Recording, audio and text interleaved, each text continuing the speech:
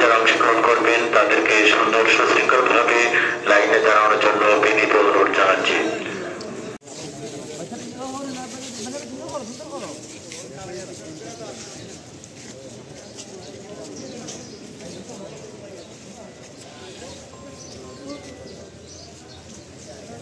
এবং সেই সাথে সৌন্দর্যেরও প্রাকৃতিক সৌন্দর্যেরও আধার। এখানে আমরা জানি যে পর্যটনের একটা বড় জায়গা হচ্ছে বাংলাদেশের মধ্যে সিলেট। এখানে যে সাংস্কৃতিক স্থপতিটা আছে এটা সেটাই কাটিয়ে উঠছে এবং আপনারা জানেন যে পর্যটন মৌসুম অক্টোবর নভেম্বর মাসের দিকে শুরু হবে। সে সময় আবার আগের মতো পর্যটকদের ঢলে অঞ্চলে নামবে বলে আমরা আশাবাদী। আমাদের প্রশাসনের পক্ষ থেকে প্রস্তুতি নেওয়া আছে। পর্যটকরা যত ধরনের সুবিধা আমাদের কাছ থেকে পান সেগুলো আমরা আগের মতোই তাদেরকে দিতে পারি। পর্যটন ব্যবসায়ী যারা আছে তারা দেশের আইনশৃঙ্খলা পরিস্থিতি বা পর্যটকের নিরাপত্তা কারণে আছে আবার রাস্তাঘাটে আছে। এক্ষেত্রে যেহেতু প্রশাসনিক নিরাপত্তা আছে নিরাপত্তা ব্যবস্থার জন্য যারা স্পেশাল কোনো চিন্তাভাবনা পর্যটকের নির্ভয় যাতে তারা আসতে পারে নিরাপত্তার ক্ষেত্রে কোনো ঘাটতি নেই। পর্যটকরা নির্ভয়ে আসতে পারেন এবং আমরা পর্যটকের ব্যবস্থা আছে তারা নিরাপদে এখানে পর্যটনের কাজ করতে পারবেন। পর্যটন পুলিশ আমরা দেখি এর আগে বেশ অ্যাক্টিভ ছিল, এবার অনেকটা ইনঅ্যাক্টিভ। সেক্ষেত্রে পর্যটন যারা প্রশাসনের পুরো কাঠামোতে একটা স্থিরতা আছে, সেক্ষেত্রে পর্যটন পুলিশ কতটা কার্যকর হয়েছে বলে আপনার আছে?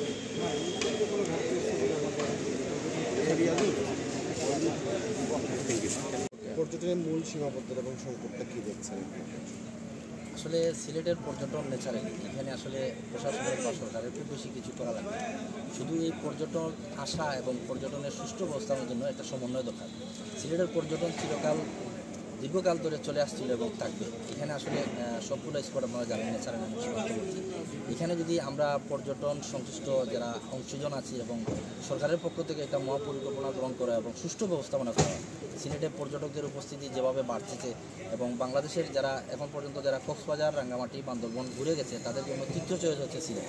আর সিলেটে আপনি পাহাড়, নদী সব মানে একটা পর্যটনের সুষ্ঠু এনভায়রনমেন্টের জন্য যা যা দরকার সব কিছু এখানে আছে। আমরা মনে করি এখানে আসলে সুষ্ঠু ব্যবস্থাপনা দরকার এবং টুরিস্ট পুলিশের তৎপরতা আরও বাড়ানো দরকার।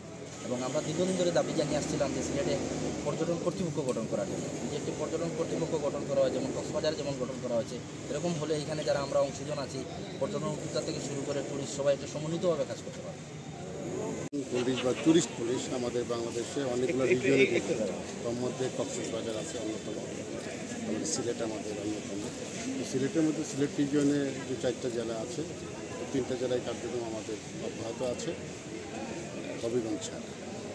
তো পর্যটন স্পটগুলোতে আমরা সর্বদাই সতর্ক থাকি এবং এখানে অতন্ত্র প্রহরীর মতো আমাদের কাজ অব্যাহত আছে। পর্যটন স্পটগুলোতে কোনো পর্যটকের নিরাপত্তার বিশেষে আমাদের কোনো খাদ্য নেই, আমরা সবসময় সতর্ক থাকি।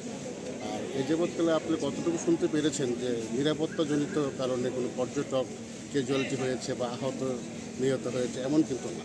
মাঝে মাঝে কিছু অসতর্কতার কারণে বা ইয়াতে আপনি ঠান্ডা পানিতে অনেক স্ট্রোক করে বা এটা সাইন্টিফিক ব্যাপার, তারা অতি কৌতূহল হয়ে যখন জাপতে মানে শীতল পানিতে তারা স্তব্ধ হয়ে যাবে, অনেক মাঝে মাঝে নিখোঁজ হয়। তো ওইটা হয়ে থাকে, বাট নিরাপত্তাজনিত যে অন্য যে কারণ ছিনতাই, সিসকে চোর বা কেউ আপনার পণ্যদ্রব্য বেশি দাম রাখা, এই বিষয়গুলো আমরা নিয়ন্ত্রণ করছি। জাস্ট ফর এক্সাম্পল আপনার জাফলং আছে, জাফলংয়ে আপনার খেয়াল জাফলংয়ের পেজও আছে।